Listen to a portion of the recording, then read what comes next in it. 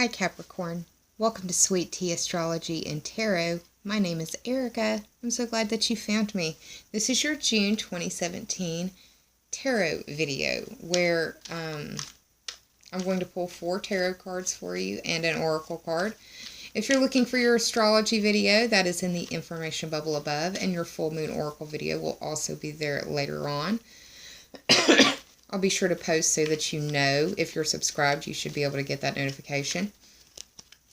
So I've got my cards and I shuffled off screen. I've now been shuffling on screen for you as well. I want to talk to you really quickly about 2 different energies that will be playing out in the background of your month, especially if you were a Capricorn rising. Jupiter and Neptune will not be playing very well together, and there will be a highlighted tug of war going on between your 10th and your 3rd house. 10th and your 3rd house, where you will need to watch your expectations and be realistic. The secondary energy is a Cardinal Cross, which will be activated by the planetary party happening in Cancer, and this will be occurring between your 4th, 10th, 7th, and 1st houses.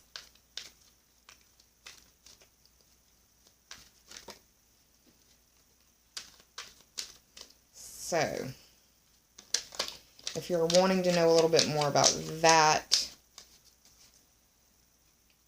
then you can look up the what the houses mean, Google search, or do some different YouTube video searches, whatever. But I'll have those houses listed in the description down below. And I'll talk about it more if the cards indicate that I should. The oracle deck that I am using for this reading is the Crystal Mandala Oracle. It is by Elena Fairchild, and the artwork is by Jane Marin. I had a card flip, so that is an indicator for me to cut the deck and shut my mouth. Alright, bottom card will always represent the underlying theme or overarching energy for my spread, and the top 3 cards are for clarity. If you want a time frame for the cards, we can do past, present, future. And for the oracle cards, let me get a good shuffle in for my Capricorn viewers and friends.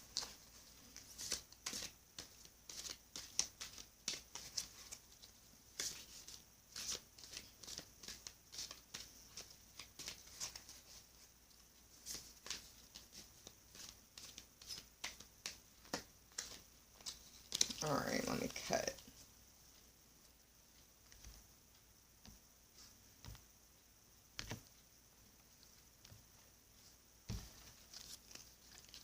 There's your oracle deck, there's your oracle card, Capricorn.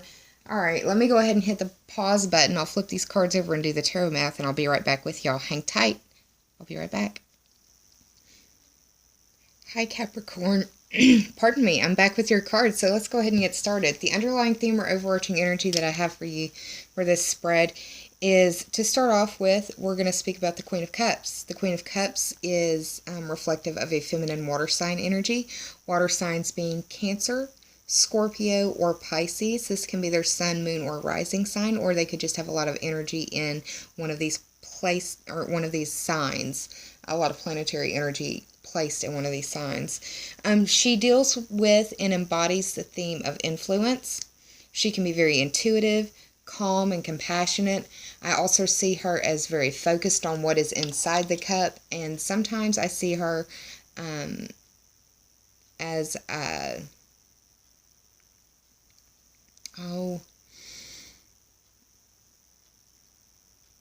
dreamlike, emotional, sensitive, empathic.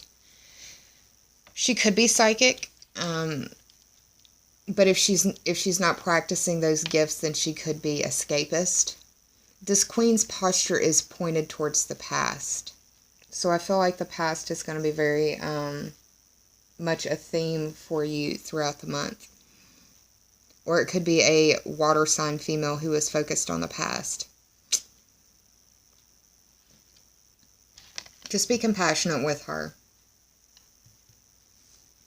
The top 3 for clarity, sorry. The first card representing the past is the 7 of Swords.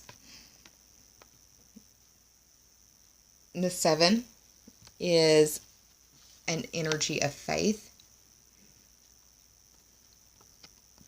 I also read the 7 as the 7th house on the astrological wheel, and that is the house that is ruled by Libra. It is the house of your partnerships and relationships and how you identify who you are as an individual through those interactions with those other people. It's also the house of counseling and open enemies, people that you would openly have a problem with, much like this character right here. The swords represent air sign energy, and the air signs are Gemini, Libra, and Aquarius. And this card is in the past, or this is the past positioning. It doesn't necessarily have to be the past for you, but in this spread, it can be the past positioning. For some of you, it will be representative of the past. For some of you, it will be representative of the future because the sky is looking towards the future. Just depends. If I had to say, it would be about a 50-50 split.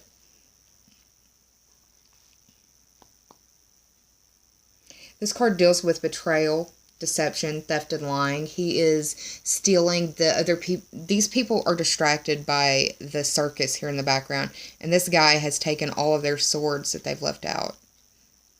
All of their valuables, all of their goods. This is tiptoeing away, sneaking, checking to see if anybody is watching what they are doing.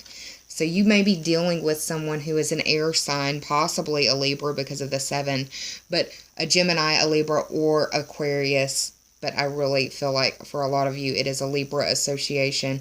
Dealing with betrayal, theft, deception, and lying in one way or another. And if it's not a partner that you have, then it's definitely an open enemy or even a frenemy that you don't realize is a frenemy, but will soon come to see it as such. The second card in the top 3 for clarity is representative of the present, and this is the 4 of Cups. The 4 speaks to that 4th house on the astrological wheel, and that is the house of Cancer. It is the house of your home and family, or your roots and foundations. The number 4 also speaks to the energy and the themes of stability, and the cups represent water sign energy. The water signs are Cancer, Scorpio, and Pisces. I feel like this is dealing with a Cancer in this regard. Contemplating, thinking, wishful thinking, overthinking, counting your chickens before your eggs hatch kind of stuff. I also see this as an apathetic card, and I'm just, for some of you Cancers, or not Cancers, for some of you Capricorns, I just did Cancers video. For some of you Capricorns, I see this as law of attraction. For a very small percentage of you, I would say less than 10%. So those of you who have actually been practicing the principles of law of attraction and manifestation, this could be a positive thing for you. For others of you, I see this more as apathy, contemplation, daydreaming, wishful thinking, expecting more than what is going to actually be given. Because this is not, the focus of this guy's sight is this cup right here, not this stuff down here. Banking on this, not giving any credit on this. This could disappear just as soon as it appeared. Make sense? And the third card in the top 3 for clarity is the 5 of Swords. The 5 speaks to the 5th house on the astrological wheel. That house is the house of Leo. That is the house where you hang out with your friends, you go out and socialize. It's your social life. It is your pleasure seeking. It is the house of romance. It's where you fall in love. It's where you create your babies. It's where you make your babies. It's where you make your masterpieces as well. And you don't have to be an artist to make a masterpiece. You can be a crafter. Anything that you do, that you put your time and passion and energy into, that you care about deeply, that is your masterpiece. Your children can very much be your masterpiece. The swords, once again, representative of air sign energy, and the air signs are Gemini, Libra, and Aquarius. A lot of air going on. A lot of air. The 5 can speak to the theme of adversity And this card is in the future position, so you may be facing adversity in some way. And it may be adversity because of the past, or from the past, or bad memory coming up from the past. I know of one Capricorn rising that is facing a very, very, very shitty anniversary coming up.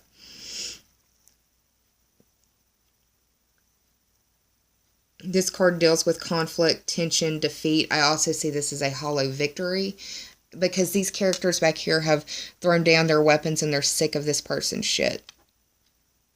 They're sick of it. They're over it. They're willing to walk away from it all. Even the stuff that they brought. They're willing to walk away from it all just so this smug bastard can have whatever they want.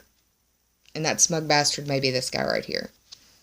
Maybe this person right here. I say guy because it shows up as male form in these characters, but whoever it is, male, female, use the pronoun appropriate. Superimpose it. I did the tarot math for this card, or for this spread, sorry y'all, and it ended up being 16. 1 plus 6 is 7, and that speaks to that 7th house on the astrological wheel. That 7th house on the astrological wheel. This is the number 7 as well. Just holding it for emphasis. 7th house. Lots of energy going through the 7th house, Capricorn. At the beginning of the month, you've got Mars, the planet of energy, impulse, and aggression, moving in there. By the 6th of the month, you've got Mercury moving in there. By the no, not by the 6th. I'm sorry, that I misspoke. By the 20th, you've got the Sun and Mercury moving in there. And then you've got a new moon there at the end of the month. Lots of 7th house energy. Partnerships, relationships, how you identify who you are as an individual through those interactions with others. How do they make you feel? How do you feel after dealing with them? It's the house of counseling. It's the house of your open enemies, people that you have an open beef with. It's the house that's traditionally ruled by Libra, and that sign has been said a lot. So, for you Capricorns who are dealing with Libras, you may want to tread lightly, pay a little extra attention. This isn't saying that every Libra out there is bad, but there's some negative connotations that I'm getting from this spread right here that doesn't make me feel very good, because it's the swords are the mind, the cups are like the emotions and the heart, and it could be that you're banking on more than what you're going to get, and I don't want to see that happen to you, Capricorn. Let's move on to the Oracle card. I pulled for you the 47th card of the Crystal Mandala Oracle deck by Elena Fairchild. The artwork is by Jane Marin, and this is the Goddess Rhiannon and the Amazonite gemstone card, if I could read. This is the Integrity card, and it is a Crystal Goddess's 888 vibratory message card. The Crystal Vibratory Message 888 deals with power, mastery, leadership, strength, and authority. It asks that you embody, invoke, or embody, really, the trust that you have in your own power and authority and leadership. And it also asks that you see and acknowledge the divine as a reality in your daily life. And that's not just going to church on Sunday. That is having a daily connection with Creator, however, whoever, wherever you may be. Integrity is a really important thing to me on a personal level. So if I start sounding a little preachy, please don't take it that way. But integrity is very important to me, and I value it personally very highly. And that's not to say that no, y'all don't have it, blah, blah, blah, but it's just, I can get a little soapbox sounding. It's the debater and my debate voice in me. Just prefacing that. Integrity is the harmony between intention, word, and action. Integrity is a self-discipline that creates inner security, confidence, and it builds your self-esteem. This card fell because it is an invitation for some of you Capricorns to embrace being more fully integral. Being full in your walk with integrity. And I'm not being judgmental. This is just an invitation. This is an invitation to be authentic in your integrity, if you aren't being.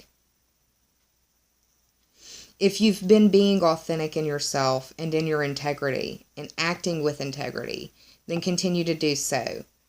Because you've come too far and worked too hard to throw yourself, your dream, your energy away for anyone or for anything. Stand firm in what is true for you. And get real with what's true for you.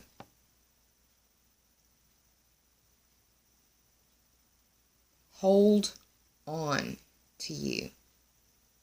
And to you alone, and be unapologetic about it. I think that for a lot of you Capricorns, it may be a time of for some of you, it may be self-care. And for others of you, it may be that you need to be in your integrity and do the right thing, even if it means walking away. And that's not always easy. Matter of fact, it's a whole lot easier said than done. But that's what I've got for you for this June 2017 video, Capricorn. I do hope you enjoyed it. If you did, please like, share, and subscribe. And if you already have, I thank you from the bottom of my very grateful heart. I do hope that you're well, and I'm sending you a lot of love. And I hope that June is a positive month for you. All of your cards did come up right. And I'm a Scorpio rising, so I tend to see things a little, I have a need to protect. So my view may not necessarily reflect fully what the energy of how you feel in it. But understand that I do the best that I can for y'all. So,